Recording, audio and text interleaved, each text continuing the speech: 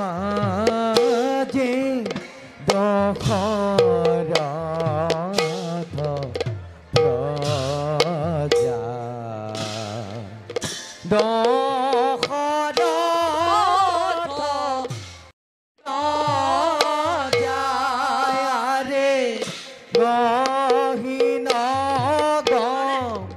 ধীরে চলে দেখিতে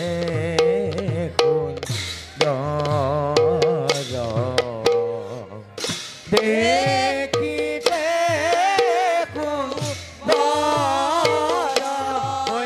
রে হেন জানি নর লোকে বোলা রাম রাম বোলা রাম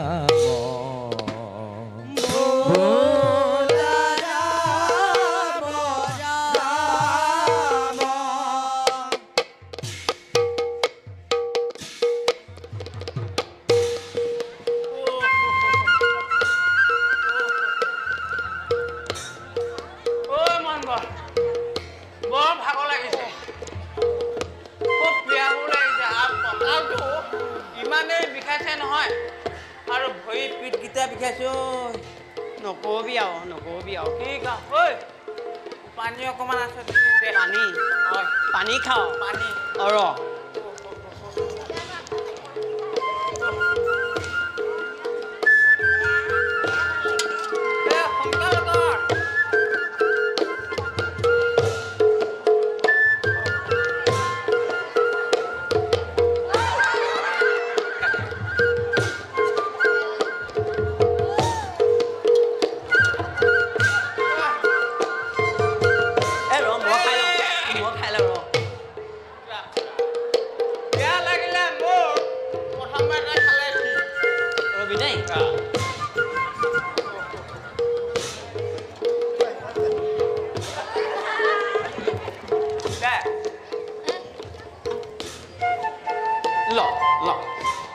ভালকে হেঁপাহ পলুৱাই খাই ল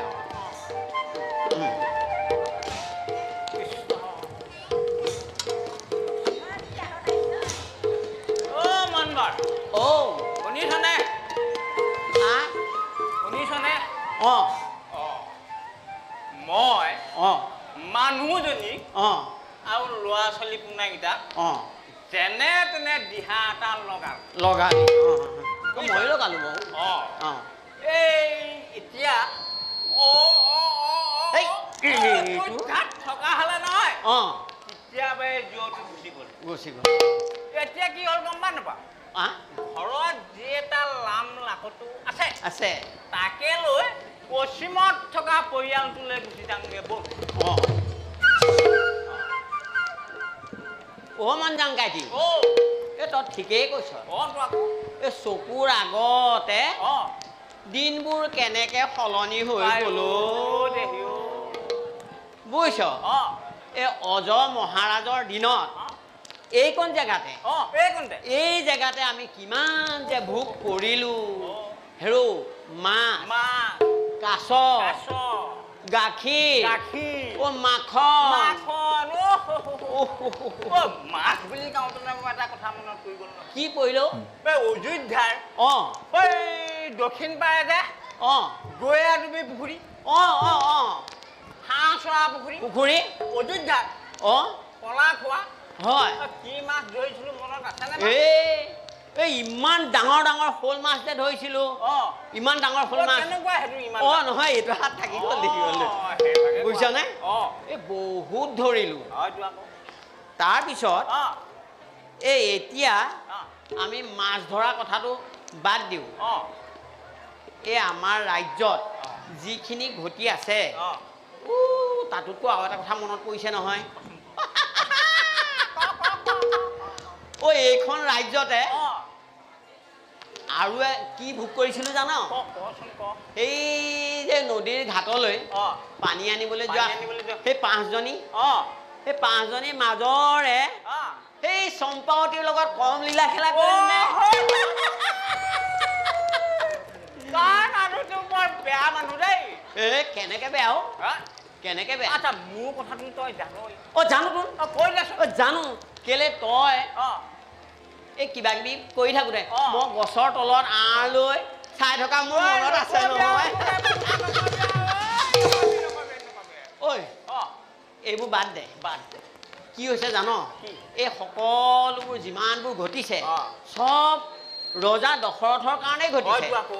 বুজিছ অজ মহাৰাজৰ দিনত মাহেকত দুবাৰ হ'লেও প্ৰজাবিলাকৰ খবৰ লয় আৰু প্ৰজাবিলাকৰ ওজৰ আপত্তি সকলোবিলাক নিজ কাণেৰে শুনে যদি কিবা অপায় অমংগল হয় কিবা বিচাৰ কৰিবলগীয়া হয় তেতিয়াহ'লে ঠাইতে সমাধান বুজিছনে এই এতিয়া এই আমাৰ দশৰথ ৰজাই তিনিজনীকে সেই তিনিজনীকে পাটমাদৈৰ লগত থাকিয়ে ব্যস্ত তোৰ মোৰ নিচিনা প্ৰজাবিলাকৰ খবৰ লোৱাটো পিছৰে কথা এই ৰাজ্যতনো কি ঘটিছে খবৰ ল'বলৈ সময় পাইছেনে বাৰু নাই নাই নাই নাই বুজিছ অ কচোন মই কি কৰিলো গম পোৱা নাপাওঁ অ জানো অযোধ্যাৰ উত্তৰ সীমাত অ অজান্তিমূলকত মোৰ পৰিয়ালটো থৈ আহিছো অ সময়ত গৈ যদি নাপাওঁ অ তাহাঁতৰ এই জীৱনটো আৰু নাথাকে নাথাকে নাথাকে আমি বেছি দেৰি নকওঁ বুজিছ তাতে কি হৈছে জান ক এই 5 বছৰে অনাবৃষ্টিৰ ফলত হয় গোটেইখন নৈ বিল খাল পুখুৰী শুকাই গৈছে হয় জীৱ জন্তুবিলাকে পানী খাবলৈ পোৱা নাই সেইবোৰতো বাদেই এই গছবিলাক চব শুকাই গৈ এই প্ৰজাসকলৰ কথাটো বাদেই চৰাই চিৰিকটিও দেখান্তৰ হৈ গ'ল বুজিছনে সেইকাৰণে আমি এতিয়া ইয়াত দেৰি নকৰি যাওঁ নেকি হয় জানো অঁ যাওঁৱে নেকি যাওঁ তেতিয়াহ'লে যাওঁৱে ব'ল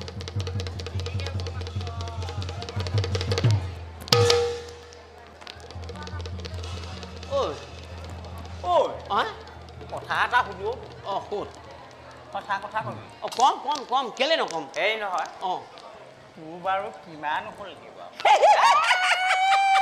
এনেকৈ সুধিছো সেইবোৰ কথা সোধে বোলে সেই ক লাজ লাগে নহয় ক'বলৈ কৈ দে হা তই মইহে কৈ দে এই বেছি নহয় নহয় মাত্ৰ একুৰি ইমান ডাঙৰ হ'লি তোৰ এটা কথা কচোন তোৰ মানে মনটো যেনেকুৱা আহল বহল তোৰ পৰিয়ালটোও আহল বহল মইতো নাই তই বুজি পাবি বেছি দেৰি নকওঁ ঐ ৰচোন তোৰ মোৰতো বাদেই ধনবৰৰ কথাটো জানা নাজানো কচোন ক সেই 3 বছৰতে 6টা মানে কেনেকৈ সম্ভৱ কেনেকৈ সম্ভৱ তাৰ মানুহজনীয়ে প্ৰথমতেই 2টা পালে মানে জৰ্জা তাৰ 1.5 বছৰৰ পিছত আকৌ জৰ্জা তাৰ 1.5 বছৰৰ পিছত আকৌ 1.5 বছৰ কিমান হ'ল জান 3 বছৰ 6টা গতিকে এটা কথা কচোন ধনবৰক কথাটো কৈ তই যেনে তেনে মোক কৌশলটো দি দেচোন এই বয়সত মৰিবলৈ ধৰিছ নমৰো তই নোৱাৰ কিহৰ পৰা এই তোৰ বহুমূত্ৰ আছে বহুমূত্ৰ মোৰ শৰীৰটোতে আছে মনটোত নাই নহয় তই বোলা বুজি নাপাওঁ সেইটো আকৌ শৰীৰতহে থাকিব নালাগে তোৰ মানুহজনী তাত কেলধুপ গৈ আছে ব'ল এতিয়া আমি পুৰণা ৰাস্তাত লিক ধৰো ব'ল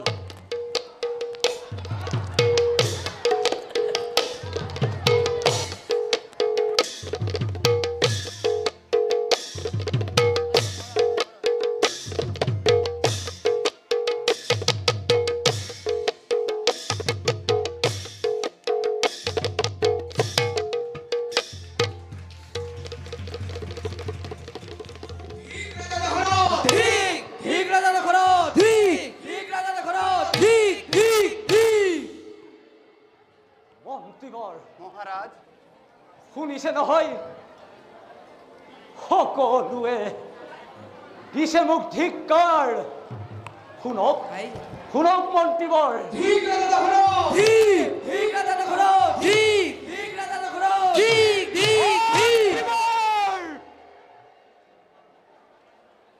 আজি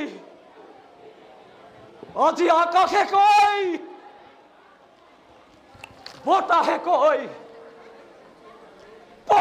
পক্ষীয়ে কয় ঠিক দহৰত ঠিক মন্ত্ৰীবৰ মহাৰাজ মই একেবাৰে অস্থিৰ হৈ পৰিছো মন্ত্ৰীবৰ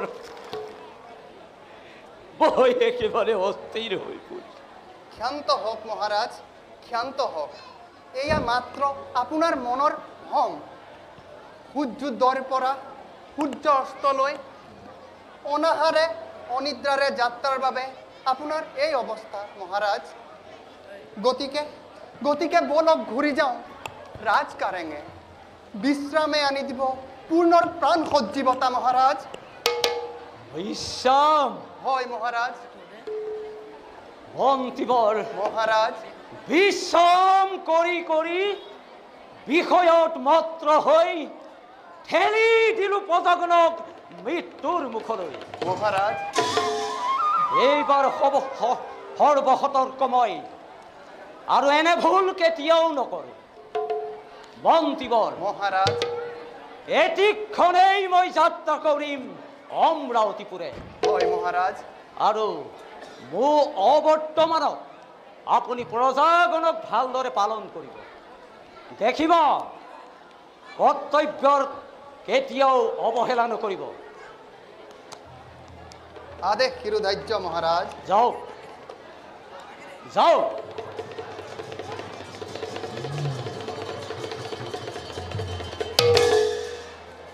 দেৱেন্দ্ৰ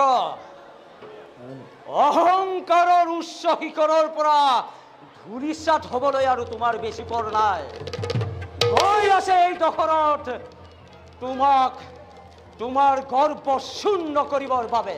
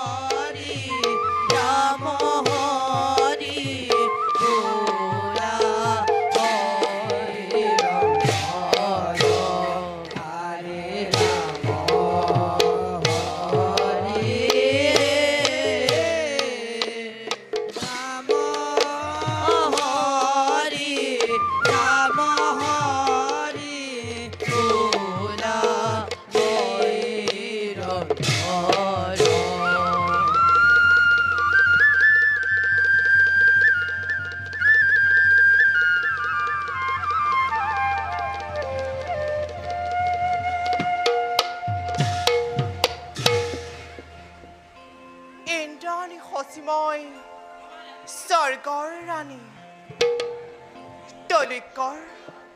তলৈকৰ শ্ৰেষ্ঠ সম্পদৰ গৰাকী দেৱেন্দ্ৰ মোৰ স্বামী জগতৰ সকলো নাৰীৰ ঈৰ্ষাৰ কাৰণ মই হৈছো ইন্দ্ৰাণী শচী সুন্দৰী কিন্তু এটা কথা বুজিব নোৱাৰো স্বামী ইমান সুন্দৰী মই থাকোঁতে শচী সুন্দৰী কিয়নো স্বামী যায় সেই অপেশ্বৰী কাষ চাপি সঁচাকৈ বুজিব নোৱাৰো পুৰুষৰ মন বাৰু যাওঁ এতিয়া স্বামী মোৰ আহি পাব ৰাজসভাৰ পৰা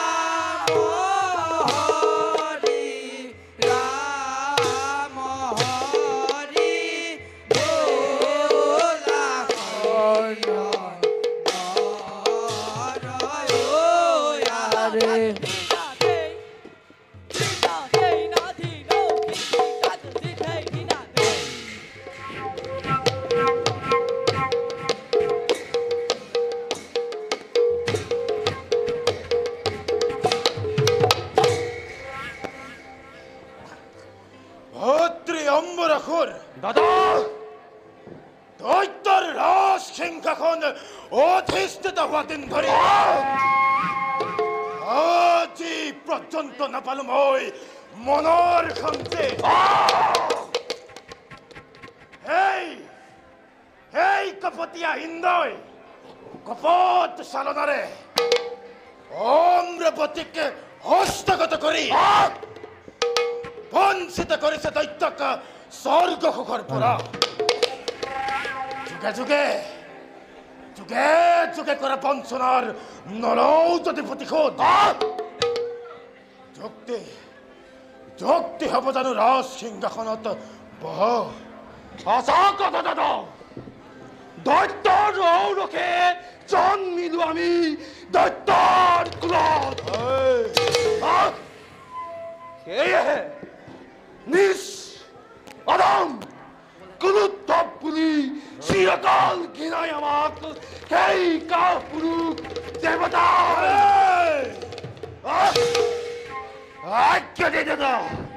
আক্ৰমণ কৰি অমৰাৱতীবোৰ ধ্বংস কৰি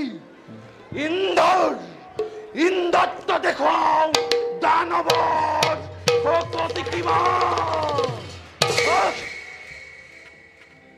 প্ৰতিশোধৰ স্পৃহ ৰং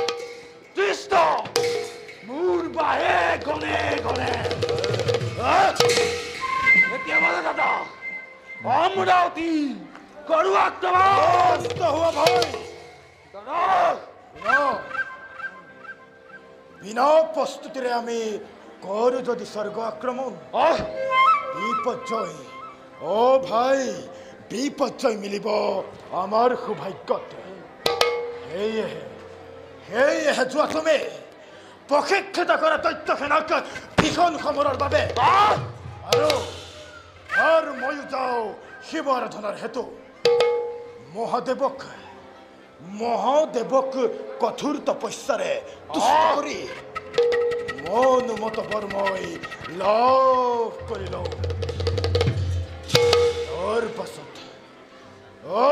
তাৰ পাছত চাম ভালদৰে সেই দেৱেন্দ্ৰক কিবা দৰে ৰাখে স্বৰ্গপুৰ সেই দেৱগণে মহাপ্ৰলয়ৰ ঘোষণা কৰি দেৱগণক মৰ্ত্যৰ ভিতৰে খেদি পঠাম মই যদি একেবাৰে নিদিয়ে মনোমত বল তেতিয়া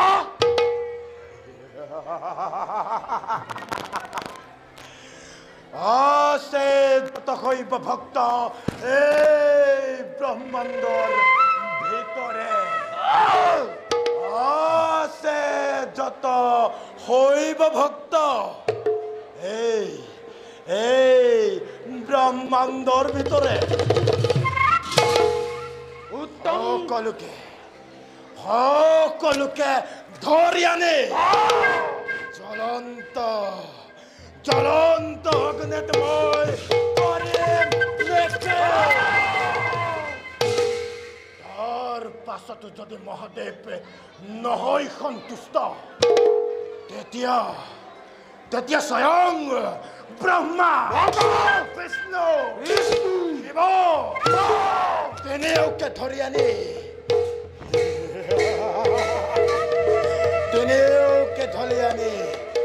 বলি কুণ্ডত বলি দি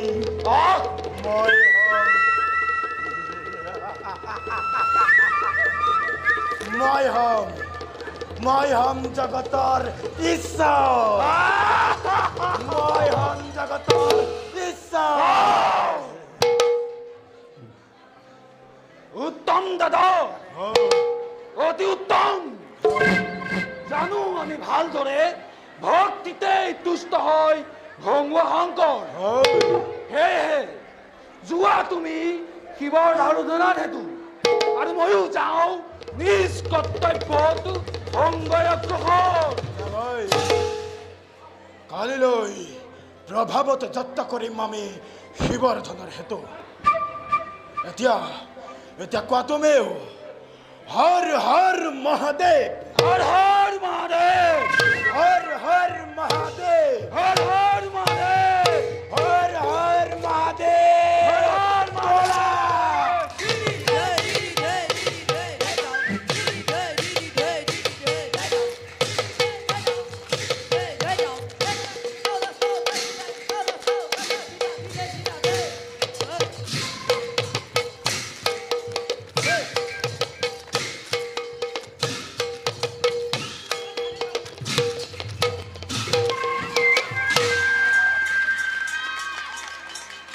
এটি ঘোষণা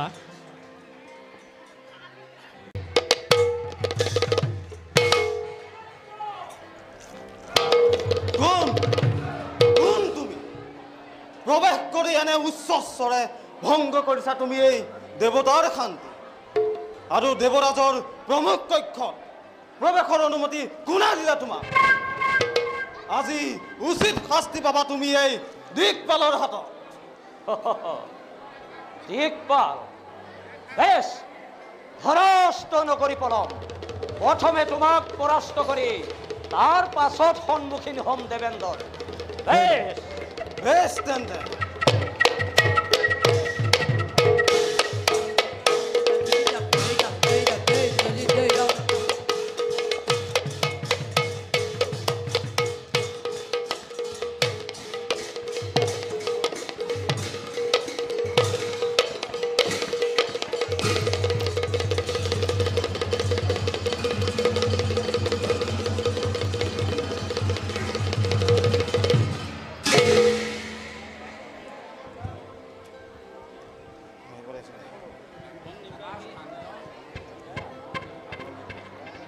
এতিয়াও ৰণতৃষ্ণা পুৰাইছেনে তোমাৰ?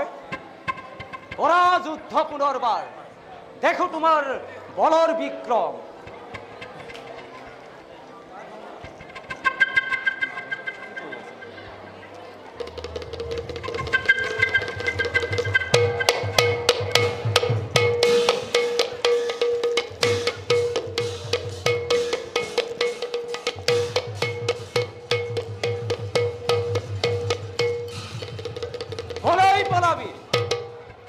পলাবি হে অমূৰ দৈত্য।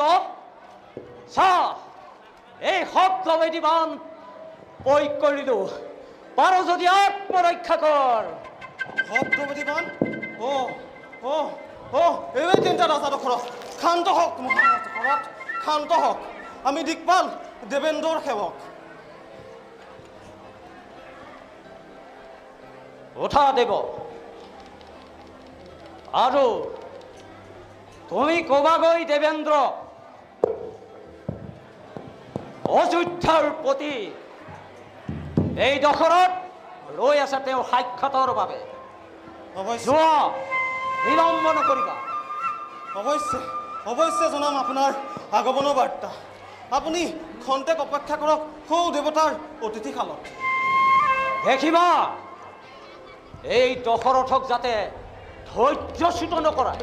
হয়, যোৱা।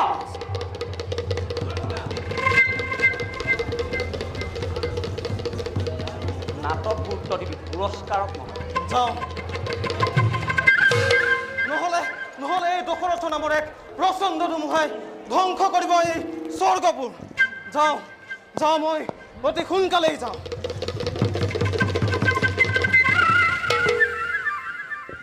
আৰু এটি ঘোষণা।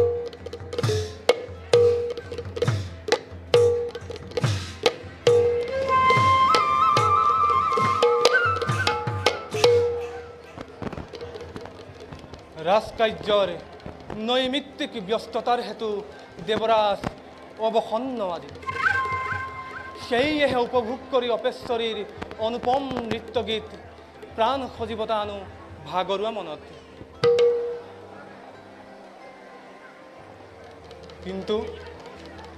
কিন্তু এয়া কি? দিকপাল!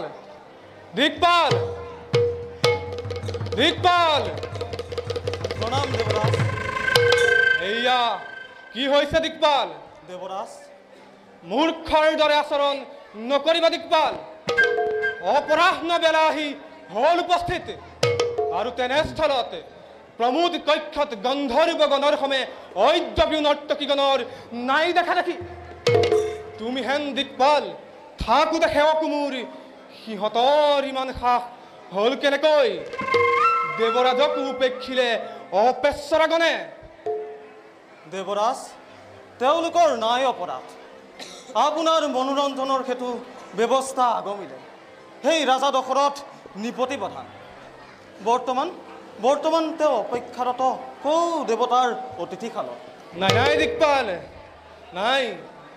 প্ৰমোদৰ সময়ত নকৰে সাক্ষাৎ কাকুৱেই দেৱ পুৰন্দৰে। আৰু নিচিনো কোনো মই দশৰথ নামধাৰী মত্যৰ নৃপতিক। নহয় দেৱৰাজ, তেওঁ দশৰথে জানে শব্দভেদী বান। কি ক'লা? জানে তেওঁ শব্দভেদী বান? দেৱৰাজ, জানে তেওঁ শব্দভেদী বান। শব্দভেদী বান পৰিছে, এতিয়া মোৰ পৰিছে মনত। অজৰ পুত্ৰ, হয়, অজৰ পুত্ৰ সেই পৰাক্ৰমী দশৰথ নৃপতি। হয়, তাকেনো ইমান পৰা স্পষ্টভাৱে কোৱা নাই কিয়? ব'লা দিকপাল, এতিক্ষণে যাওঁ আমি দশৰথৰ সাক্ষাতৰ হেতু।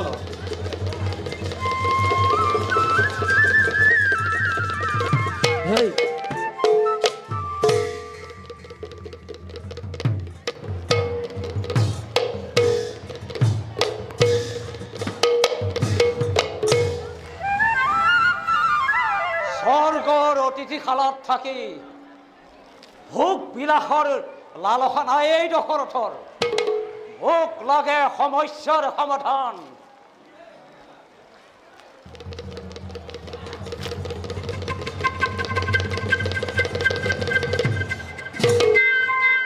মহান মহান ইক্ষাকুকুলৰ ৰাজা দশৰথ, দেৱৰাজে আপোনাক জনাইছোঁ প্ৰণিপাত। প্ৰতি নমস্কাৰ কৰিব গ্ৰহণ। বাৰু কওকচোন ৰাজন, কিবা হেতু দেৱেন্দ্ৰই আপোনাক কৰিম সাহায্য? সাহায্য সাহায্য মোৰ নাই প্ৰয়োজন। আছে শক্তি মোৰ শৰীৰত অসীম। মাত্ৰ আপুনি কওক, আপোনাৰ ভিতৰত মেঘগণে কিয় বৃষ্টি কৰা নাই অযোধ্যা নগৰে? এটুপি পানীৰ বাবে মোৰ প্ৰজাই ৰাজ্যচ্যুত হ'বলৈ বাধ্য হৈছে। ধিক্কাৰ দিছে মোক পক্ষী পক্ষীগণে। শান্ত হওক ৰাজন, এই ক্ষেত্ৰত দেৱৰাজে বিনয়েৰে অক্ষমতা কৰিছোঁ স্বীকাৰ। অক্ষমতা? হয় ৰাজন। কিয়? ৰোহিণী নক্ষত্ৰত গ্ৰহপতি শনিৰ পূৰ্ণ দৃষ্টিৰ হেতু কৰা নাই মেঘগণে বৃষ্টিপাত আপোনাৰ ৰাজ্যত। শনি দেৱতা? হয় ৰাজন, সেয়েহে গমন কৰি গ্ৰহপতি শনিৰ পাশে অনুৰোধ সুমধুৰ বচনেৰে ব্যাহত কৰক পূৰ্ণ দৃষ্টি ৰোহিণীৰ পৰা। অনুৰোধ নকৰে দশৰথে, কিম্বা পূজাও নকৰে। প্ৰয়োজন হলে আত্ম সমৰত পৰাস্ত কৰি মোৰ উদ্দেশ্য কৰিম সাধন। দেৱেন্দ্ৰ, এতিয়া বিদায়হে মাগিছোঁ। ভাল ৰাজন।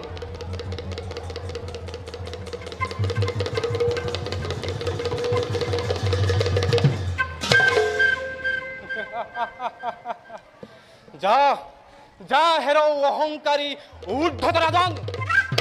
গ্ৰহপতি শনিয়ে জনাব তোক যোগ্য সম্ভাষণ। বাৰু দিকপাল, ব'লা ব'লা যাওঁ আমি প্ৰমোদ কক্ষে।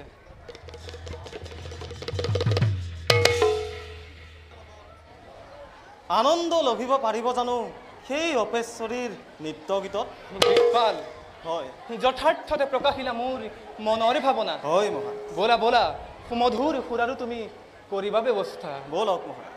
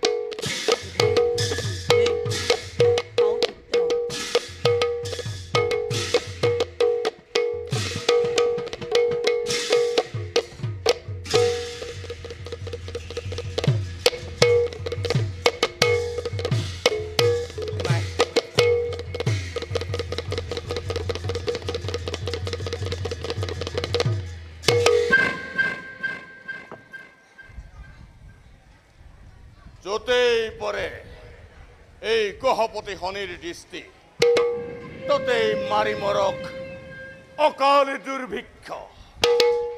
শুনা যায় প্ৰজাৰ কাতৰ আৰ্তনাদ।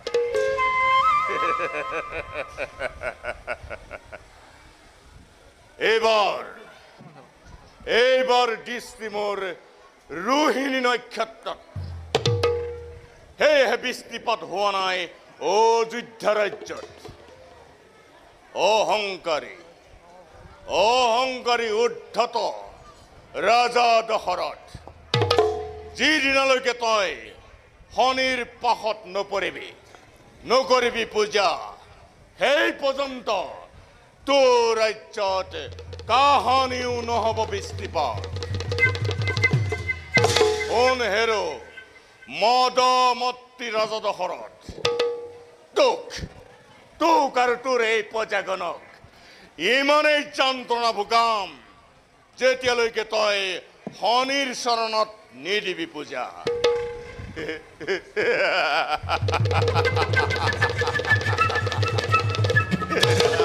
মহাপতি শনি, কোনে মোক অশ্ৰদ্ধাপূৰ্বক সম্বোধন যাচিছে?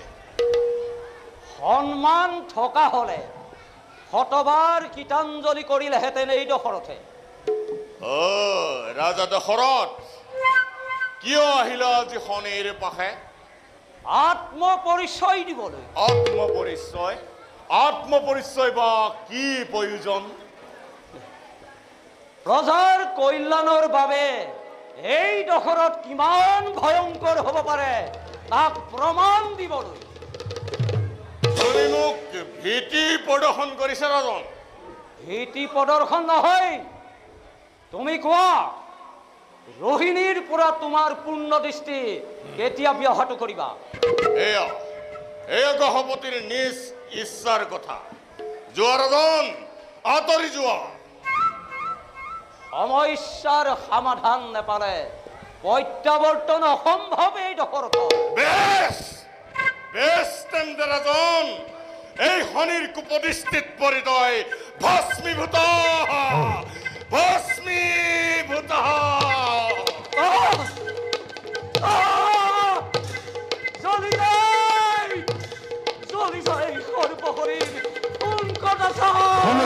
গহপতি গৰুৰ নন্দন জটায়ুৰ বৰ্তমান অন্যই কদাপিতো নোৱাৰা কৰিব। ৰাজা দশৰথ, শনিৰ পূৰ্ণ দৃষ্টি মই কৰিলো গা। ৰাজা দশৰথ, বেশ সাৱধান হয় এই দশৰথৰ হাতত পৰাস্ত হ'বলৈ। সেই শনি দেৱতা প্ৰস্তুত যুদ্ধৰ বাবে। ধন্য ৰাজন, ধন্য। এই শনি দেৱতাই তোমাক কৰিলে পৰীক্ষা। কোৱা ৰাজন, কি লাগে তোমাক মনোনত বৰ, তাকেই কৰিম প্ৰদান। গ্ৰহপতি, অন্য বয়ৰ বৰ মোক নাই প্ৰয়োজন। মাত্ৰ আপুনি ৰোহিণীৰ পৰা পূৰ্ণ দৃষ্টি আঁতৰাই বৃষ্টিপাত কৰাও অযোধ্যা নকৰে, মোৰ হ'ব বৰ। হ'ব ৰাজন, মই এতিয়াই তোমাক ৰোহিণীৰ পৰা পূৰ্ণ দৃষ্টি গ্ৰহ কৰি মুষলধাৰে বৃষ্টিপাত হ'ব তোমাৰ ৰাজ্যত। ৰাজন, ময়ো যাওঁ এতিয়া মোৰ নিজ কৰ্তব্যৰ বাবে।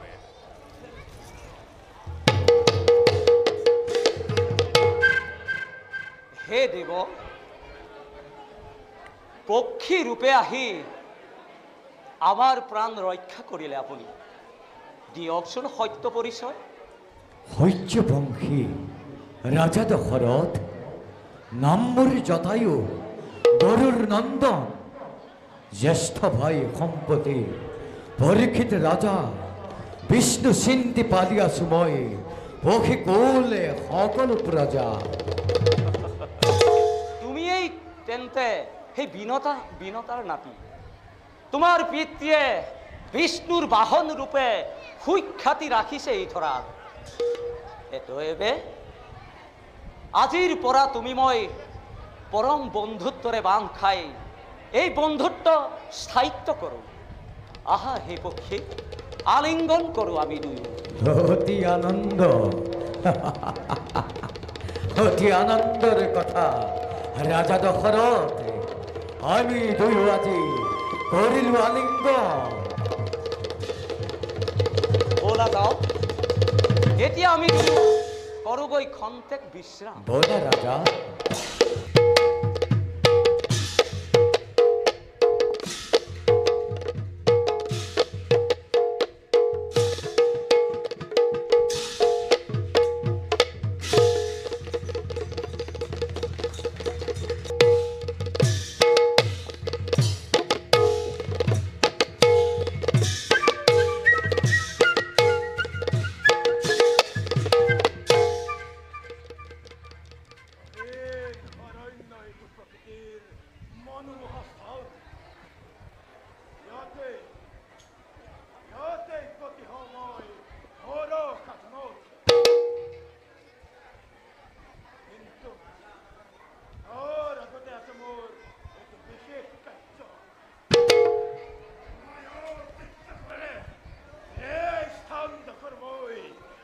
সুৰক্ষিত কৰি লওঁ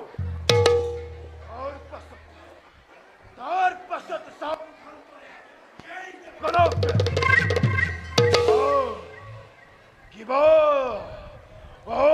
কিবা দৰে ভংগ কৰে মোৰ তপস্যা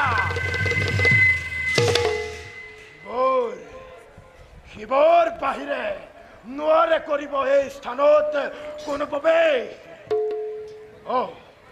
এতিয়া মই সাধনত বৰ্তি হওঁ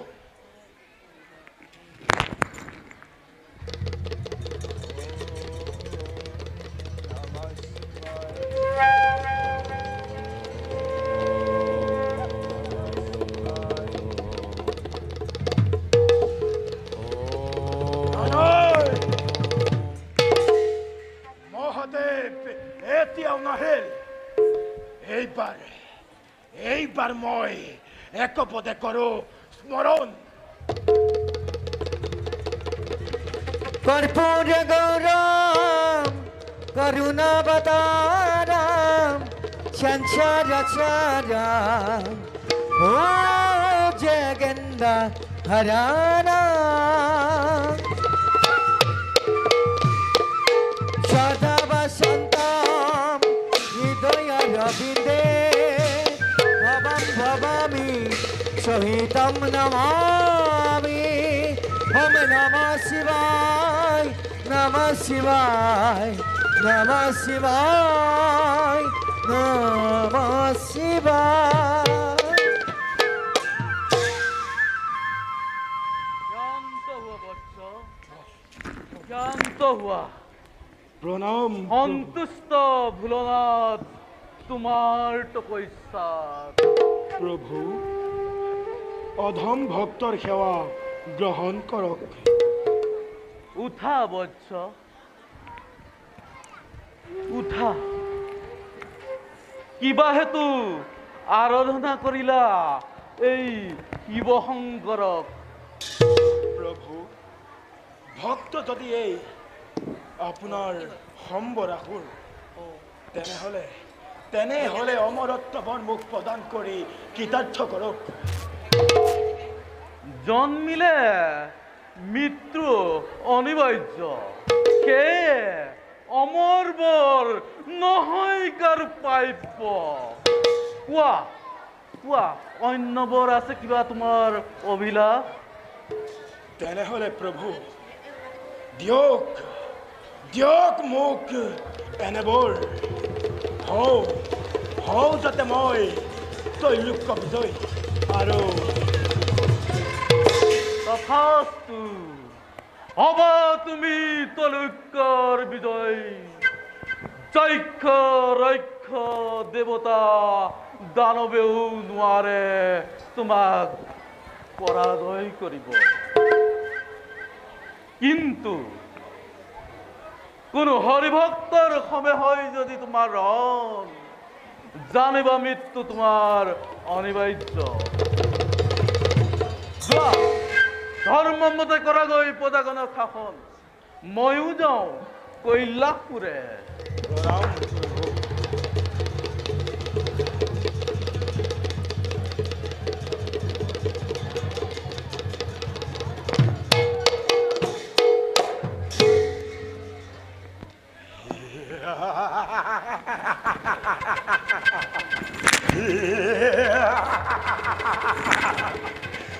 মহাদেৱে কৰিলে মোক মনোবতবোৰ প্ৰদান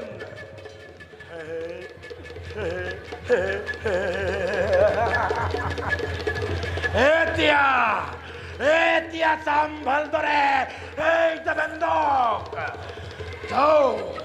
যাওঁ মই সুখৰ বাৰ্তা মোৰ ভাতৃক দিওঁগৈ ভাতৃ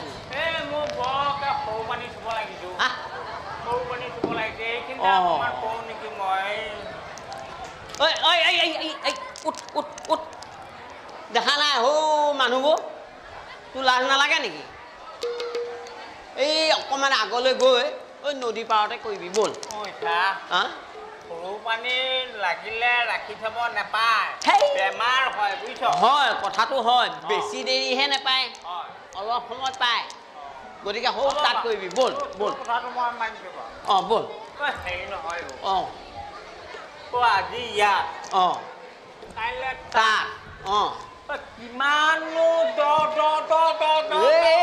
উপায় নাই ঐ এইটো উপায় নাই শুনাটোৰ লগত আহিলোঁ অঁ অঁ বছৰ পাৰ হ'ল অঁ কিমান মিঠা খালো অঁ কিমান তিতা খালো খালোঁই মোৰ আৰু দেহাটোৱে নাটানিব অঁ অ' মানজাংকাটি এইদৰে আমি যদি ৰৈ ৰৈ যাওঁ তেতিয়াহ'লে আমি পুৰণা গাঁওখন নাপাওঁগৈ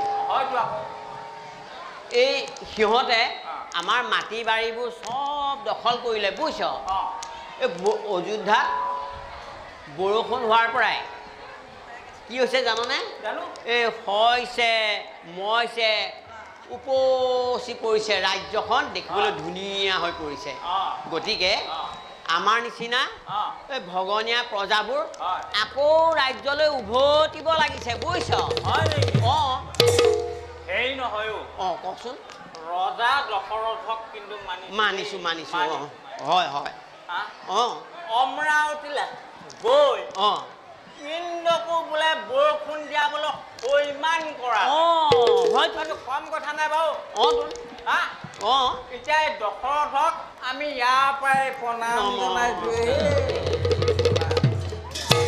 অ' মনজাংকাটি এই তোৰ এই বকলাখন বাদ দে আমি যদি ইয়াতে দেৰি কৰোঁ এই ধনবৰ মনবৰহঁতে আমাৰ গোটেই মাটি বাৰীখিনি দখল কৰিব অঁ এই বৰষুণ হোৱাৰ পৰা অযোধ্যা ৰাজ্যত বোলে হৈছে মইছে উপচি পৰিছে বুজিছনে গতিকে আমি সোনকালে যাওঁ তইতো জানই মোৰ পৰিয়ালৰ কথা জানো তোন অঁ পাতি ধাৰিয়ে দুধাৰিকৈ পেল জন্ম দিব পাৰ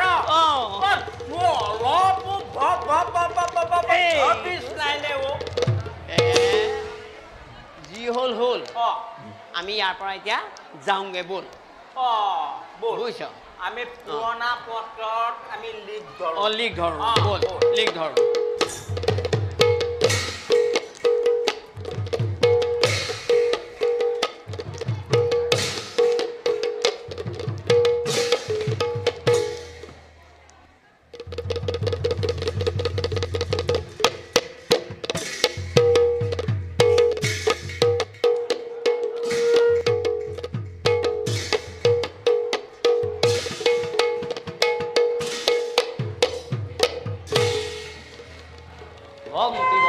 মহাৰাজ অৱশেষত দৃষ্টিপাতে আনি দিলে আমালৈ প্ৰাণ সজীৱতা এতিয়াহে মই নিশ্বাস ল'ব পাৰিছোঁ হয় মহাৰাজ আজি সমস্ত প্ৰজাৰ মুখত আপোনাৰে গুণানুকীৰ্তন সেই হেতু মই সমস্ত প্ৰজাৰ হৈ আপোনাৰ ওচৰত এই সুমন্তই প্ৰণাম জনাইছোঁ হে মন্ত্ৰীবৰ্গ আমি প্ৰজাজনক সুৰক্ষা কৰাটোৱেই আমাৰ ধৰ্ম হয় মহাৰাজ আমি মাত্ৰ সেই ধৰ্মহে পালন কৰিছোঁ পিছে মন্ত্ৰীবৰ মহাৰাজ বিষয়ৰ কাৰ্যত থাকি একেবাৰেই লাগিছে বিৰক্তি সেয়েহে কাইলৈ প্ৰাতঃতে মই মৃগয়ালৈ যাত্ৰা কৰিম বুলি ভাবিছোঁ হয় মহাৰাজ আপুনি ভালদৰে প্ৰজাজনক পালন কৰিব আজিলৈ সভা ভংগ কৰা হ'ল বলক মহাৰাজ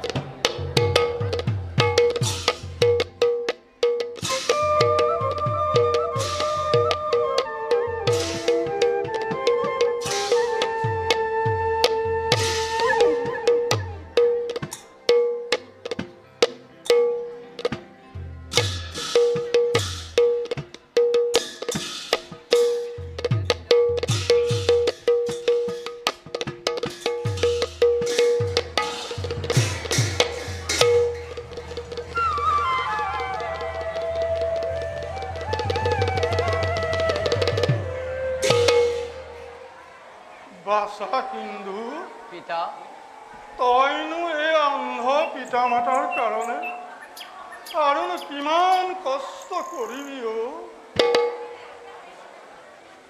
পিতা বাচ্চা দুখ নকৰিবা পিতা বিধাতাই বিধিলিপি লিখিলে ইয়াতে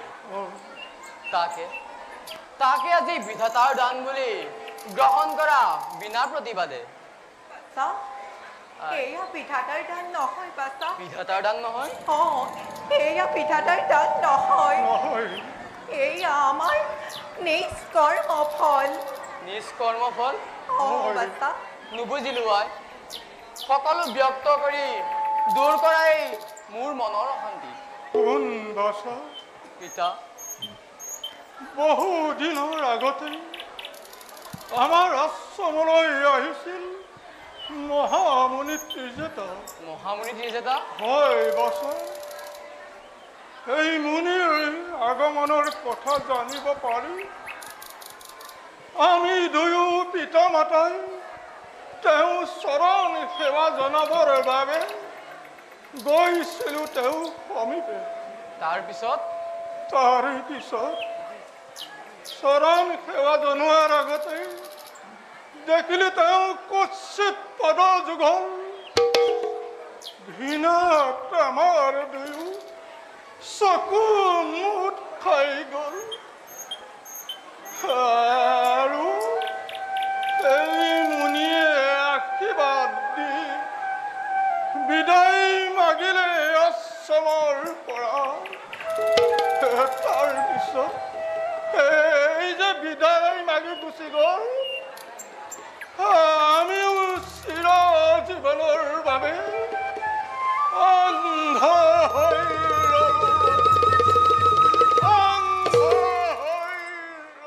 পিতা স্মৰণ কৰা সেই অতীতৰ কৰুণ কাহিনী নজলাবা আকৌ সেই শোকৰ অগনি যদিওবা নিজ কৰ্ম দুখে অন্ধতাত কৰিলা গ্ৰহণ তথাপি সেই ঘটনাই অতৰালে আজি দুয়োৰে মনৰ অন্ধত্ব পিছে পিতা আৰু আই লাহে লাহে বেলি দিয়ে অস্তাকললৈ কৰিছে গমন নাই আজি কুটিত এটুপিও জল গতিকে যাওঁ মই সৰজু নদীৰ তীৰে আনুংগৈ কলচী ভৰাই এটুপি নিৰ্মল জল পিতা আই যোৱা এতিয়া দুয়ো কুটিত কৰাংগৈ বিশ্ৰাম যাওঁ বাচা কিন্তু তই সোনকালে উভতি আহিবি দৰ্শন কৰি সৰস্বতী অনিন্দ সুন্দৰ ৰূপত বিলম্ব নকৰিবি বাচা তোৰ অবিহনে আমাৰ জীৱনটি মৃত চিন্তা নকৰিবা বাচা পিতা চিন্তা নকৰিবা মই অতি সোনকালে উভতি আহিম মই আহিলো পিতা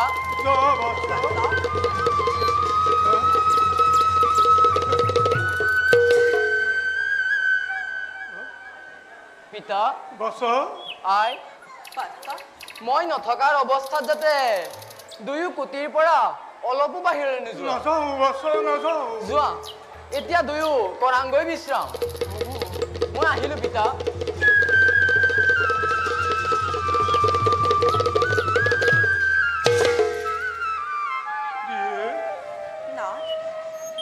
উত্তৰ মুখত এনে জ্ঞানী গৰ্ভ কথা শুনি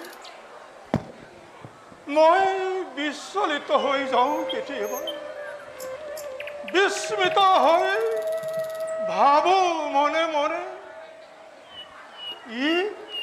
এই যে বাছা আমাৰ সন্তান নহয় দেৱতাৰ কোনোবা সাপৰ অৱস্থা হৈ আমাৰ দুয়োৰ মাজলৈ আহি সাপ মোচনৰ বাবে দায়িত্ব যেন কৰিছে পালন আৰু কি মনত হয় জানা ই যে আমাক এৰি থৈ মাছ পাগতে গুচি যাব খোজো অজান দেশলৈ কথা কয় আপুনি 10 মাহ যাক মই গৰ্ভত কৰিলোঁ ধাৰণ নিজ বক্ষৰ অমৃতেৰে যাক মই ইমান দিনে কৰিলোঁ ডাঙৰ সেই বাচাই বাৰু আমাক এৰি ক'লে যাব এনে কথা কৈ মোক মনো কষ্ট নিদিব নাথ বলক আমি এতিয়া কুটিৰলৈকে যাওঁ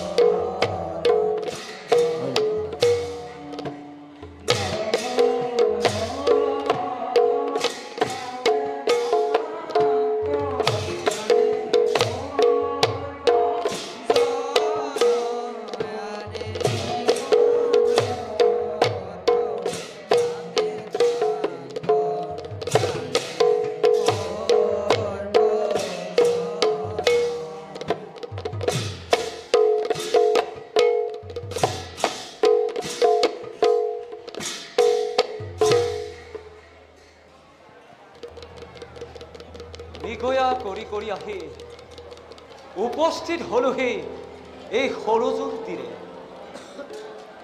অলক্ষিতে কেনিনো হেৰাল সেই দুষ্প্ৰাপ্য হৰিণ ভাবিছিলো জীৱন্তে ধৰি নি উপহাৰ স্বৰূপে দিম ৰাজমহিষী এই প্ৰকৃতিৰ সৌন্দৰ্যই কেই মোহিছে মোক যাওঁচোন আৰু অলপ আগুৱাই যাওঁ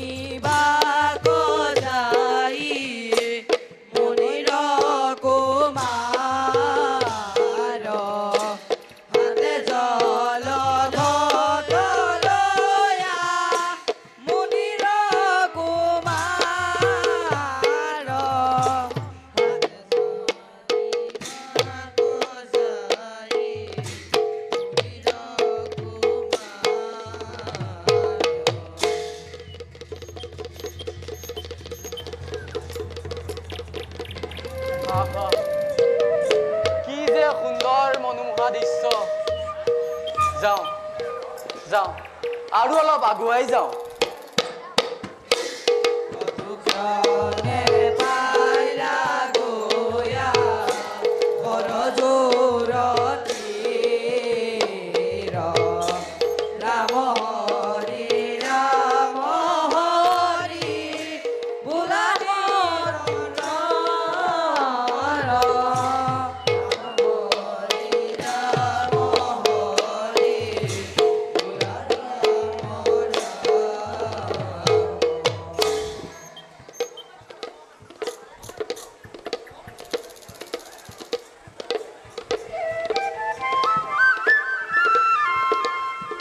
সদায় দেখি অহা এই সৰজুৰ নদীখনি প্ৰতিদিনে এক নব্য ৰূপত প্ৰবাহিত হয় মোৰ সন্মুখত সৌৱা সৰজুৰ কুলু কুলু সুললিত ধ্বনিয়ে এক অপূৰ্ব প্ৰাকৃতিক মূৰ্ছনাৰ কৰিছে সৃষ্টি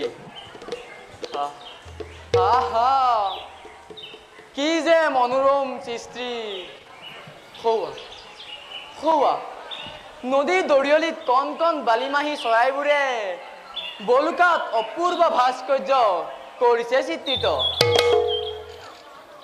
হে প্ৰভু, তোমাৰ কি যে মনোৰম সৃষ্টি! দেখিয়ে সৰজুৰ নান্দনিক ৰূপ, জাগতিক জীৱনৰ প্ৰতি মোহহিষ্ট হ'ব খোজে মোৰ এই খাত্ৰিত ব্ৰাহ্মণ্য জীৱন। কিন্তু সেয়া মোৰ বাবে সুদূৰ পৰাহত। কাৰণ অন্ধ পিতামাতাৰ দায়িত্ব এতিয়া আমাৰ। তেওঁলোকৰ শুশ্ৰূষাতে জীৱনৰ সৰহসংখ্যক সময় পাৰ হয়। নিজৰ বাবে ভাবিবলৈ অলপো আহৰিয়েই নাই। কিন্তু সুখী মই আজি লাভ কৰি নিজ মাতা পিতাৰ চৰণ ছায়া। কিবা কিবি ভাবি বহু সময় অপব্যয় কৰিলোঁ। যাওঁ জল লৈ মই কুটিৰৰ দিশে। মোৰ বাবে অপেক্ষিত হৈ আছে অন্ধ পিতামাতা।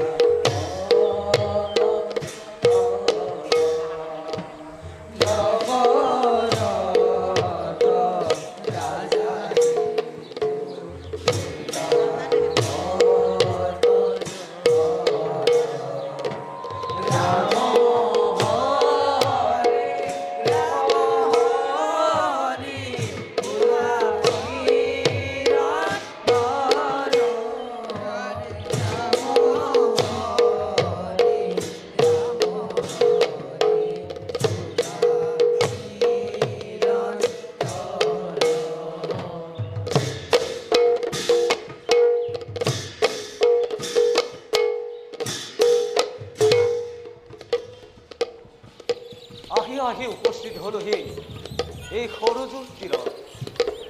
কুলু কুলু সুৰেৰে বৈ আছে সেই নিজৰা, একেবাৰেই মনোমোহা।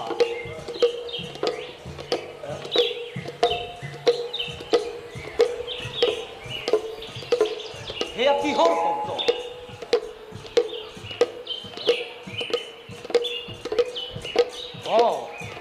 বুজিছো, সেয়া গজৰাজৰ দল। ইহঁতে সৰজুত প্ৰাণ কৰিছে। নাই ইহঁতে মোৰ অলক্ষিতে সিহঁতে মোক আক্ৰমণ কৰিব পাৰে। সেয়েহে মই শব্দভেদী বান প্ৰহাৰ কৰা হওক। যোৱাহে বান লক্ষ্য পথত স্থিৰ হবা।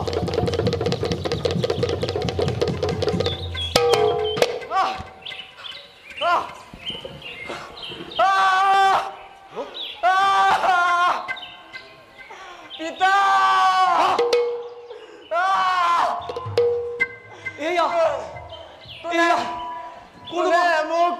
মনুষ্যৰ শব্দ। ৰ'ব মই গৈ আছো।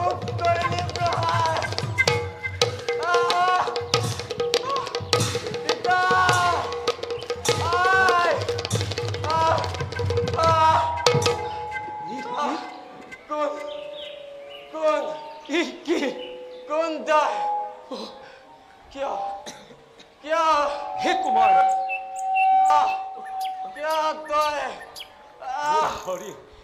হে ভগৱান,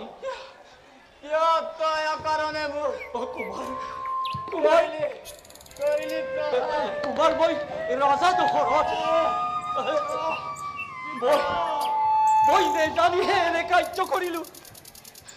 কুমাৰ সৈন্যগণ, সৈন্যগণ, কুমাৰ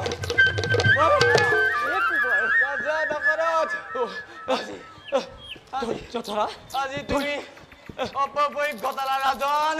হে কুমাৰ, তুমি আজি মোক বুঝি মোৰ অন্ধ পিতা মাতাৰ প্ৰাণ ললা দশৰথ। কি না তুমি অন্ধমুনিৰ পুত্ৰ আই ভগবান এই কাৰ্য কৰিল বই কুমাৰ অজানিতে তোকে ভুল কৰিল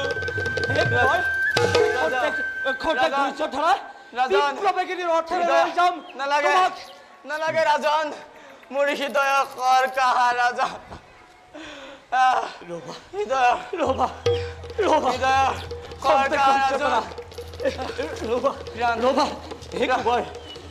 ত্যাগ কৰো আজি এই কৰো জোৰ তিৰে পিতা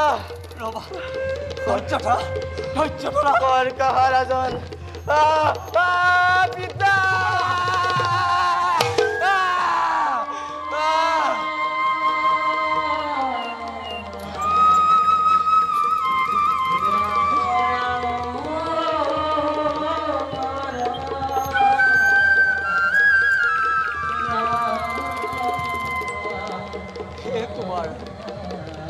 হে কুমার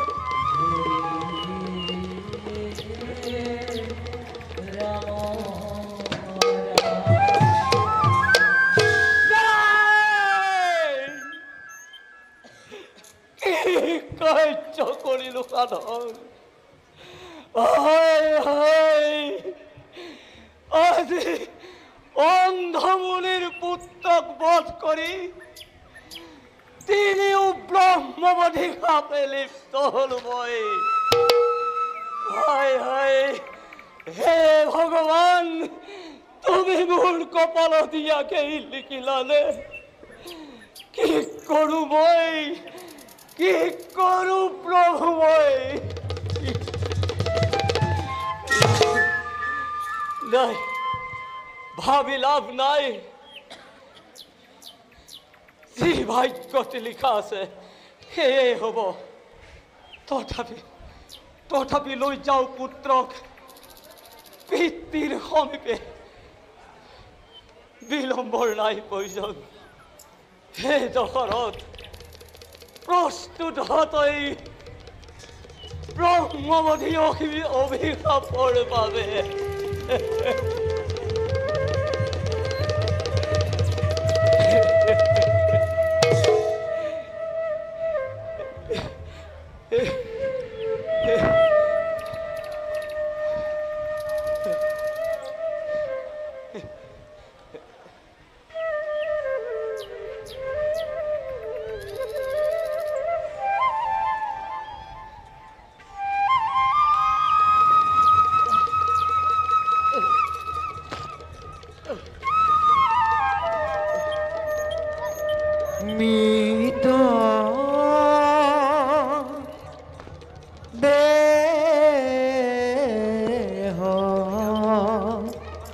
स्कंधे लोया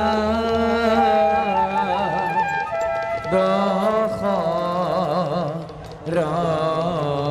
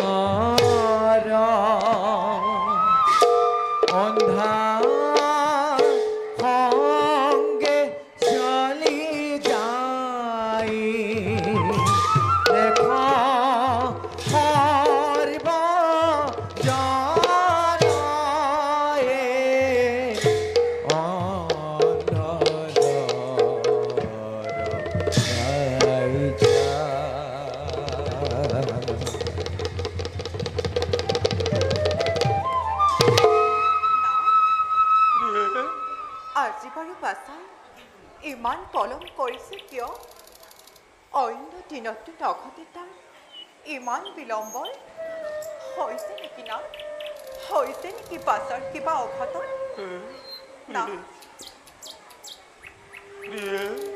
না কিন্তু বাৰে বাৰে তুমি মনলৈ অমংগলীয়া ভাৱ পুৰাণি থাকা না সৰজৰ নদীখন নহয় নিকট এই যে খৰালি মহীয়া নদীখন শুকাই বহুত দূৰ গুচি যায় ভৰৰ বাট কি আনিবগৈ লাগে বহুত দূৰণিৰ পৰা নিৰ্মল জল সেয়েহে হয়তো আহি পোৱাত কিছু পলম হৈছে কিমান যে কষ্ট কৰিছে না সেয়া সেয়া নাচ উত্তৰ খোজৰ শব্দ কিন্তু নাচ ইমান ধীৰে ধীৰে আহিছে আজি কিয় নাচ কিয় বাছা বাছা প্ৰিয়ে না তাৰনো বয়স হৈছে কিমান ইমান কম বয়সতে এই অন্ধ পিতা মাতাৰ বোজা কঢ়িয়াই কঢ়িয়াই সি ভাগৰুৱা হৈ পৰিছে হয়তো তাৰ আমাৰ প্ৰতি খং উঠিছে সেইটো সি একো নিৰুত্তৰ বাছা বাছা বাছা বাছা মুনিবৰ নহু যে তোজ পুত্ৰ মই অজৰ নন্দন মই ৰাজা দখৰত মহাৰাজ আহিছে হে মহাৰাজ আপুনি আমাৰ কুটিলৈ আহিলে হয় কিন্তু এখন তিন্ন এখন দিবলৈ বাছা যে আমাৰ কুটিত নাই আনিবলৈ গৈছে জল আমাৰ বাবে আহি পালে তজুগণে সন্তুষ্ট হৈ নিজে এখন আসনৰ ব্যৱস্থা কৰি লওক মহাৰাজ আমি যে দিবলৈ সমৰ্থ মুনিবৰ মহাৰাজ নালাগে দিব আপুনি আসন ভোষণ দিয়ক এটি অভিশাপ নিশেষ হৈ যাওঁ এই দশৰত এই পৃথিৱীৰ পৰা নালাগে দেখিব এই দশৰথক কোনো মানৱে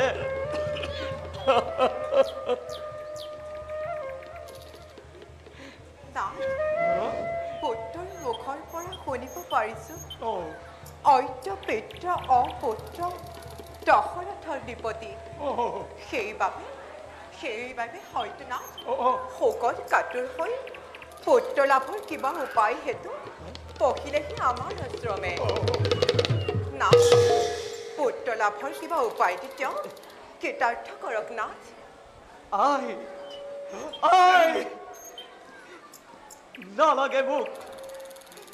নালাগে মোক পুত্ৰৰ ৰতন নালাগে নালাগে মোক কাৰোবাৰ পুত্ৰ শেষ কৰি নালাগে মোক ৰাজন কাৰ পুত্ৰকনো শেষ কৰিলে কোন সেই দুৰ্ভগীয়া পেটী এই সংসাৰত ব্যক্ত কৰক মহাৰাজ কাক আপুনি শেষ কৰিলে ব্যক্ত কৰকচোন আমিও শুনো শুনিবৰ কওক ৰাজন প্ৰভাতৰ এটি কুক্ষণত যাত্ৰা কৰিছিলোঁ মৃগয়াৰ বাবে হয় বুলিবৰ তাৰ পাছত আহি উপস্থিত হলহি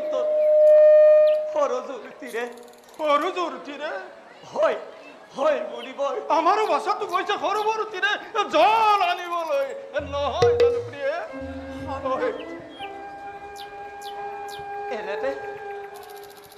এনেতে শুনিলো এটি অদ্ভুত শব্দ হয় বুলিবৰ ঘট এটি অদ্ভুত শব্দ তাৰপিছত মহাৰাজ সেয়ে ভাবিলো এইটো কোনোবা উন্মত্ত গজৰাজ সেয়ে মই সপ্তবিধি বান প্ৰহাৰ কৰিলো সপ্তবিধি বান প্ৰহাৰ কৰিলো মহাৰাজ তাৰপিছত কি হ'ল ৰাজা এই পানে কাহিলে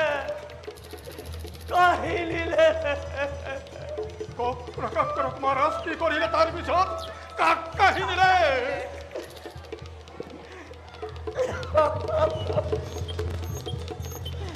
ৰুলাইবাৰ বুঢ়ীবাৰ তাজু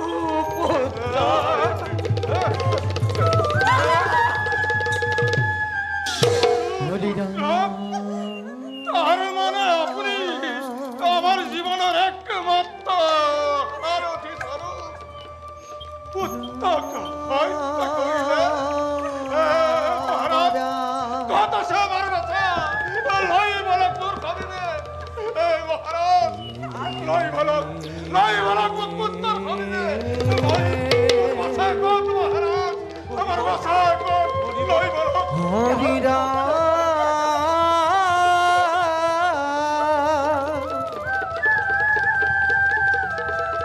ৰাম ৰাম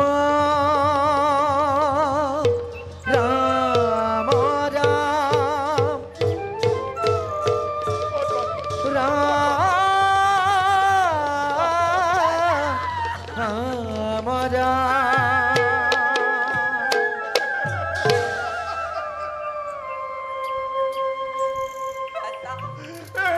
কি কৰিলা ভগৱান এক মাত্ৰ পুত্ৰৱান তাকো তুমি কাঢ়ি লৈ গলা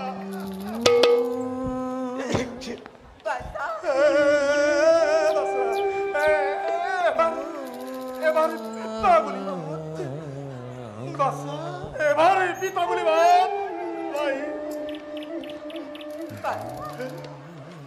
মোৰ আচলৰ ধন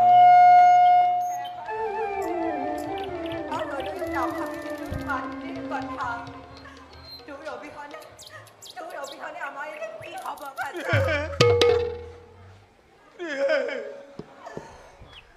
নাকান্দিবা কান্দিলে জানো ঘূৰি আহিবা আমাৰ বাচা আমাৰ কাষলৈ নাহে ঘূৰি কোনোদিন এই বাচা তাই আমাক কিয় নিথৰুৱা থৈ এৰি গুচি গলি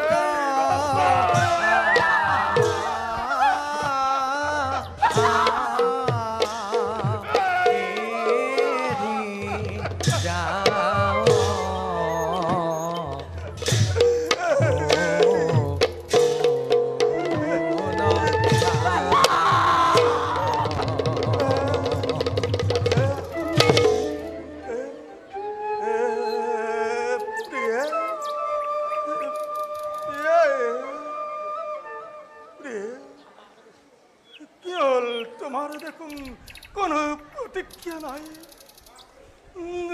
এই পিয়ে, তুমি নিৰুত্তৰ কিয় পিয়ে? তুমি নিৰুত্তৰ কিয়?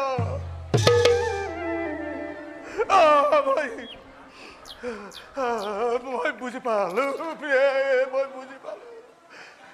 পুত্ৰৰ সুখত তুমিও নিষ্প্ৰাণ দিলা বিসৰ্জন পিয়ে, নিষ্প্ৰাণ বিসৰ্জন দিলা।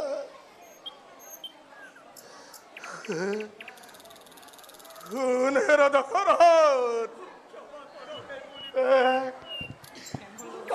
এটি পাপৰ ভাগি নহয়, তাই তিনিটি মহাপাপত লিপ্ত হলি। জীৱ পাৰো মুহূৰ্ততে অভিশাপ ধ্বংস কৰিব পাৰো ঈৰ্ষাকু বংশ, কিন্তু নিজে আহি আপোন গৃহত কৰিলে নিজৰ অপৰাধত দুখৰ কথা। সেয়ে ক্ষমিলো মই, তথাপিতো দিলো অভিশাপ। যি পুত্ৰৰ শোকত তেজিম আমি আমাৰ প্ৰাণ, একাই পুত্ৰ শোকত তেজুত তেজিব লাগিব আপোন প্ৰাণ, আপুনিও তেজিব লাগিব আপোনাৰ প্ৰাণ।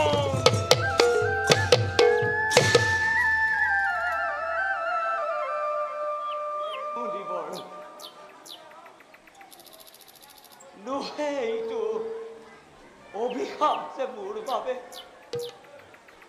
এয়া মুনিবৰ মোক বৰহে দিলে,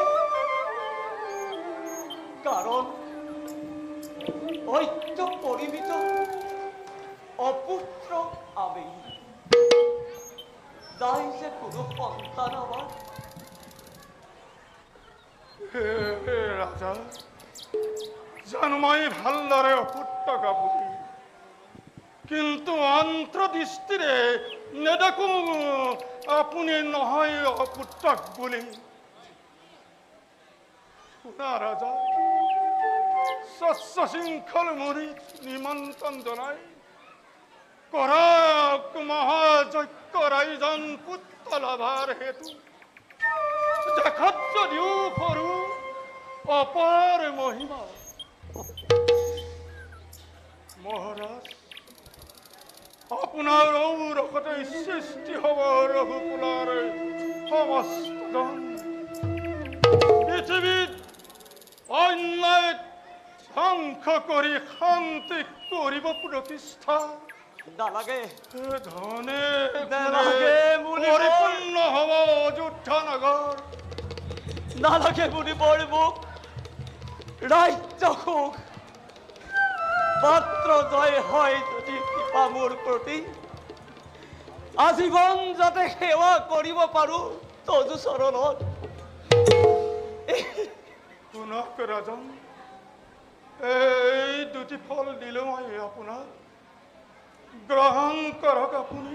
আশীৰ্বাদ স্বৰূপে কৰিলো প্ৰদান। লওক ৰাজন, লওক লওক ৰাজন, লওক দিয়কে মুনিবৰ। লওক।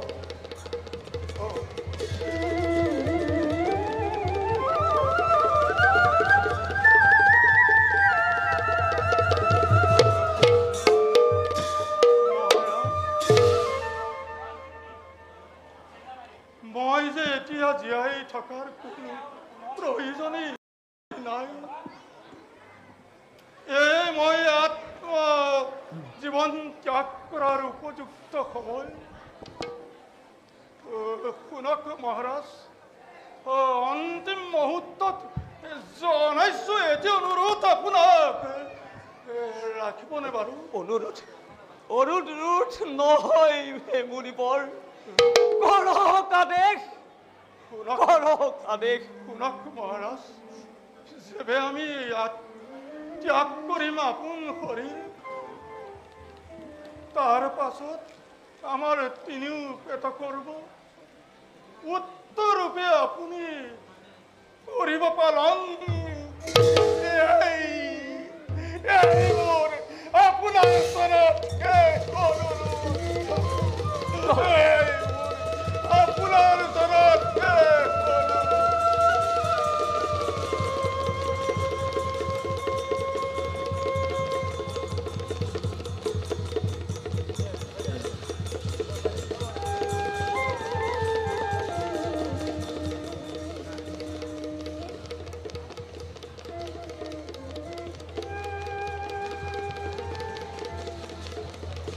মুড়িবৰ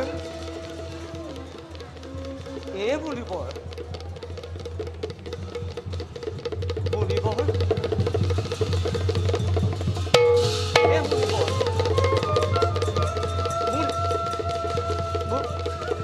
মুড়িবৰ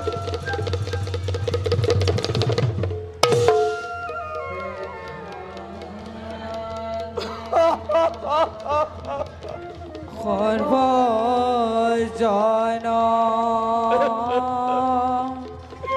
বিধির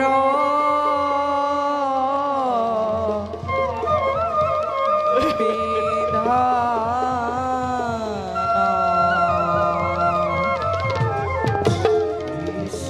স্বামীতো করে অন্ধটপু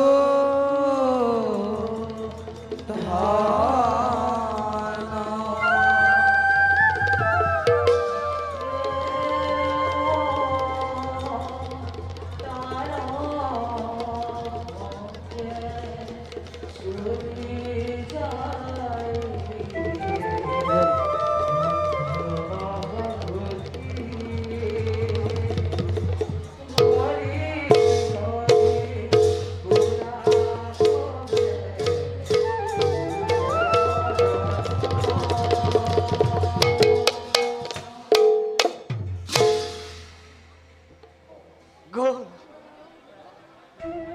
গুচি গ'ল তিনিও আপোন গৃহলৈ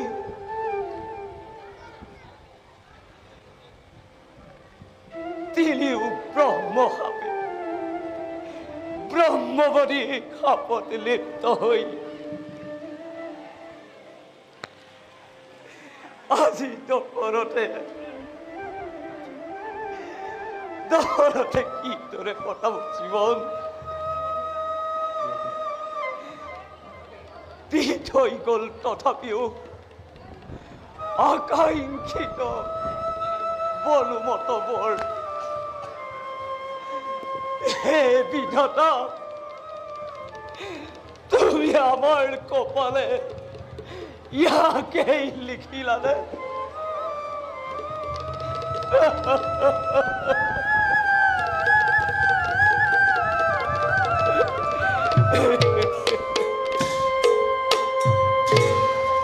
নাই আৰু ভাবি লাভ নাই তিনিওকে সৰজুৰ তীৰে সৎকাৰ কৰোগৈ সৈন্যগণ সৈন্যগণ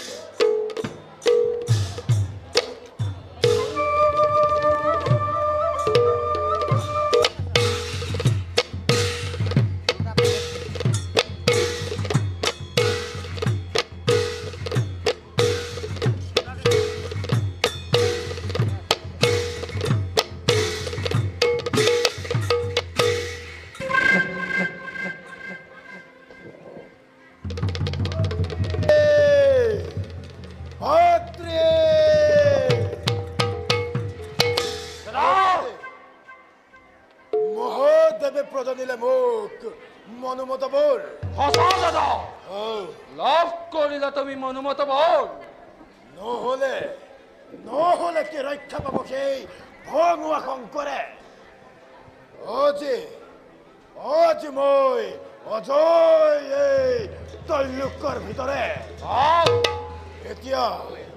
এতিয়া বলা এই ইন্দ্ৰৰ অহংকাৰ ভৰিৰে মুহাৰে অমৰাৱতীপুৰত দৈত্য ৰাজ্য স্থাপন কৰোঁ।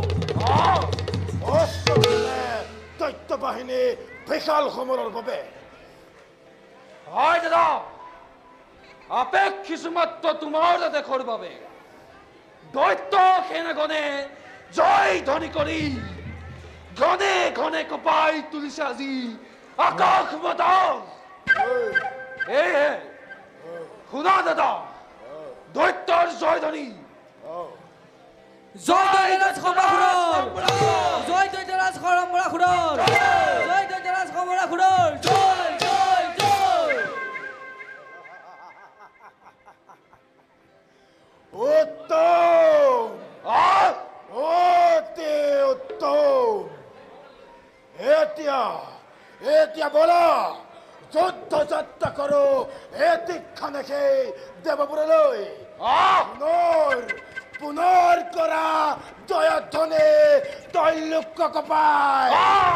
জয় দৈত্যৰাজ সম্ৰাসুৰৰ, জয় জয় দৈত্যৰাজ সম্ৰাসুৰৰ, জয় জয় মহাবীৰ, জয় জয় জয়।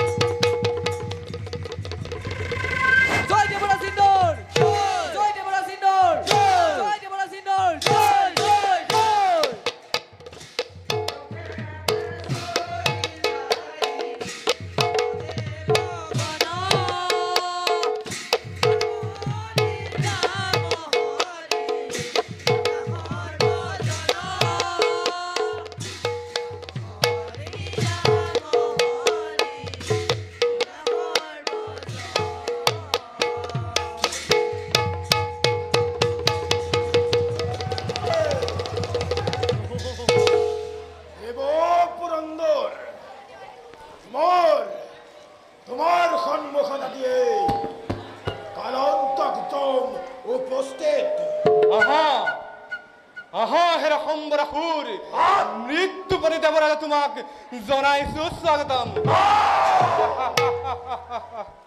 মূৰ্খ দৈত্য, বিনা অনুমতিত প্ৰৱেশ কৰি মোৰ অমৰাৱতীপুৰে মৃত্যুৰ সততই কিয় কৰিছ ধেমালি?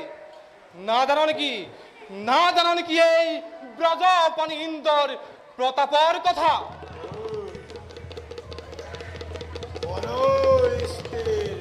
সেৱা কৰাকে নীলাস খমে যুদ্ধত পৰাজয় হৈ বনৰ মাজত আশ্ৰয় লোৱা তই সেই ইন্দ্ৰ যুদ্ধ কৰিবি নে যুদ্ধ নকৰাকে তোৰ ইন্দ্ৰাণী সচি সিংহাসন মোক কৰিবি গ্ৰহণ। স্তব্ধ সুৰ, পৰস্ত্ৰী অভিলাষ কৰিবলৈ অলপ লজ্জা নাই তহঁতৰ? যুদ্ধ দে দেৱেন্দ্ৰৰ সতে। যুদ্ধৰ বাবে অসাজু।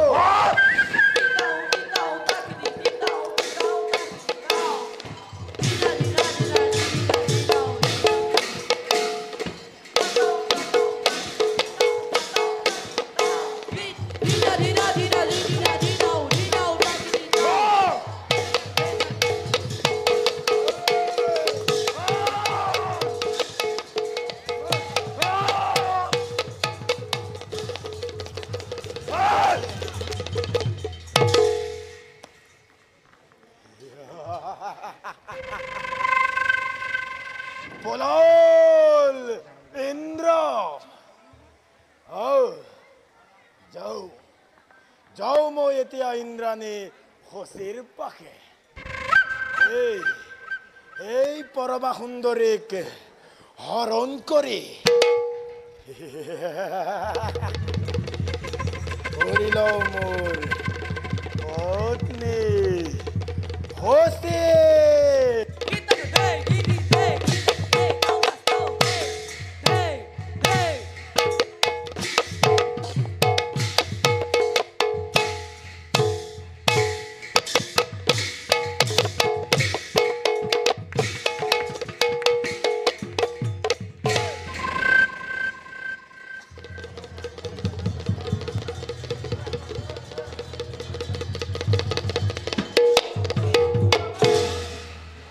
মৃগয়া কৰিবলৈ গৈ যদিও তিনিও ব্ৰহ্মসাপত লিপ্ত হলেও তথাপিও বশিষ্ঠ মুনিৰ কৃপাত ভগৱানৰ নাম লৈ মুক্ত হলো পাপৰ পৰা।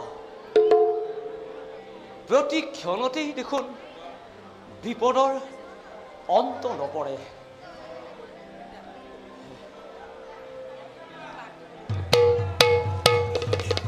ৰক্ষা কৰাৰ আগত কোন তোমালোক? অ দেৱেন্দ্ৰ দিকপাল, কিয় আহিছা এনেদৰে? ৰক্ষা কৰা দেৱতাৰ আদি ঘোৰ অথন্তৰ সৃষ্টিৰ আতংক নাম তাৰ সম্বৰাসুৰ। হয় ৰাজন, বিনা দুখে আক্ৰমণ কৰি স্বৰ্গপুৰ বিতাড়িত কৰিলে আমাৰ সমস্ত দেৱতাক স্বৰ্গৰ পৰা। হে ৰাজন, ধ্বংস কৰি দৈত্য শক্তি উদ্ধাৰ কৰক দেৱতাক অনতি পলমে। হে দয়ালু অযোধ্যাৰ নিপতি, আমাক ৰক্ষা কৰক, আপোনাৰ চৰণত পৰিছো। উঠা, অধৈৰ্য নহবা, উঠাচোন। হে দেৱেন্দ্ৰ, নাৰীৰ নিৰ্যাতন এই দখৰতহে কেতিয়াও সহ্য নকৰে। বলক এটি ক্ষণে আমি যাত্ৰা কৰোঁ অমৰাৱতীপুৰে। জয় ৰাজা দখলধৰ, জয় ৰাজা দখলধৰ, জয় ৰাজা দখলধৰ, জয় জয় জয়।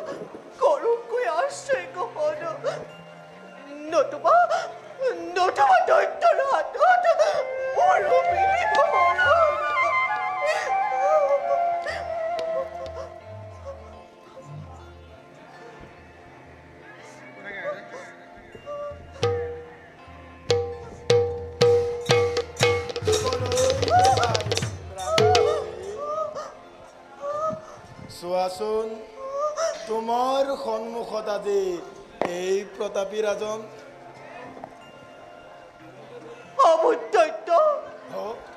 আক্ৰমণ কৰে অমৰাবতী কেউ ভঙ্গ কৰেছে দেবতাৰ শান্তি। কেবা দুখে অপৰাধী আছে দেবতা মণ্ডলী।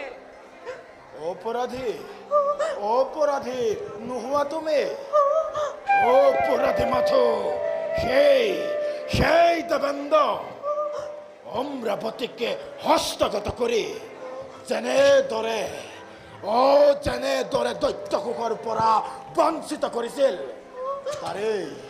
তাৰেই পুৰস্কাৰ দিছে এই সম্বৰাসুৰে। আৰু এইবোৰ কথা বাদ দিয়া, তোমাৰ দৰে ৰূপৱতী নাৰী নাপায় নাপায় ইমান এনে শব্দ শোভা স্তব্ধ দৈত্য পৰস্তি কৰ অভিলাপ লজ্জাটো নাই নি সমলি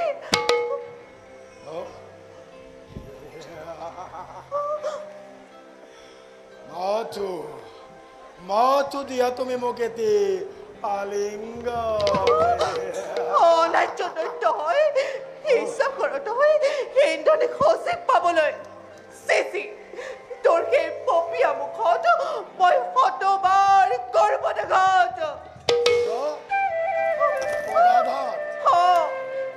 পদাঘাত কৰিবা দৈত্য আৰু মোক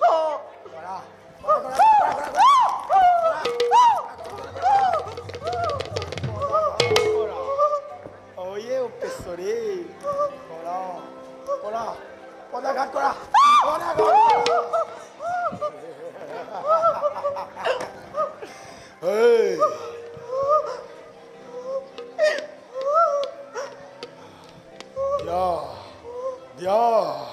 দিয়া এটি মোক স্নেহৰ আলিঙ্গন দিয়া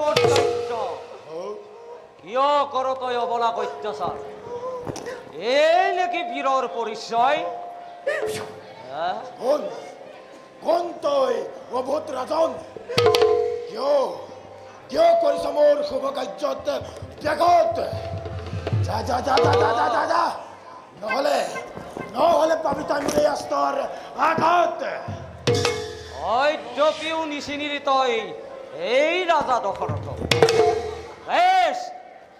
যুদ্ধৰ বাবে প্ৰস্তুত উচ্চবংশী ৰজা দশৰথ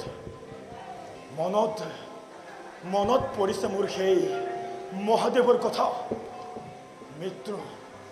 মোৰ মৃত্যু মানে সংকট কি ভাবিছ হে অবুদ্ধত্য যুদ্ধ ক্ষেত্ৰত বিলম্বৰ নাই প্ৰয়োজন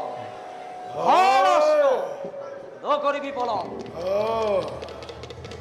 বৰ দেৱতাৰ পদসেৱী কৰা তই সেই Dasharatha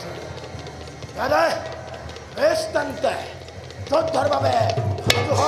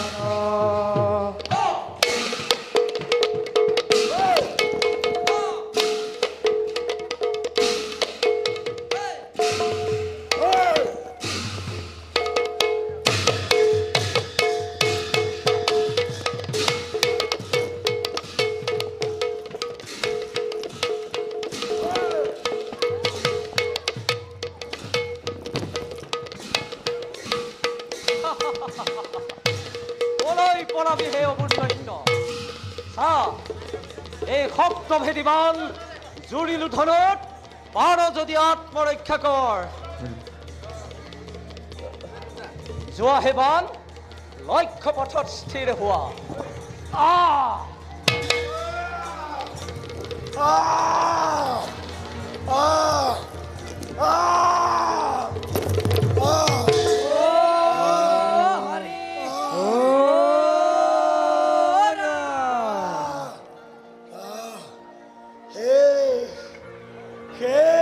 Timur, tôi lục có bị đôi.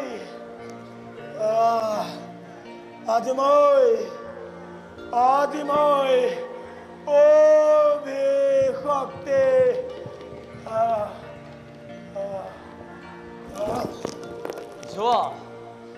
যোৱা হে দৈত্য অতিথি হোৱাগৈ যমৰ নগৰে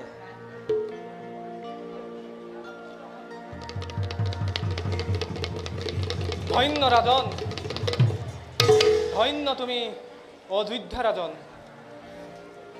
দুষ্টক বধি জগতত শান্তিৰ ধৰ্মৰ তুমি কৰিলা স্থাপন কৃতজ্ঞ দেৱতা আজি তোমাৰ পাশত এই সৃষ্টি থকালৈকে জগতত তোমাৰ নাম চিৰদিন থাকিব উজলি বাৰু দেৱেন্দ্ৰ এতিয়া শান্তি প্ৰতিষ্ঠা হ'ল অমৰাৱতীপুৰে তোমালোকো যোৱা শান্তিৰে ৰাজ্য শাসন কৰা আৰু ময়ো এটিক্ষণে যাত্ৰা কৰোঁ স্বৰাজ্য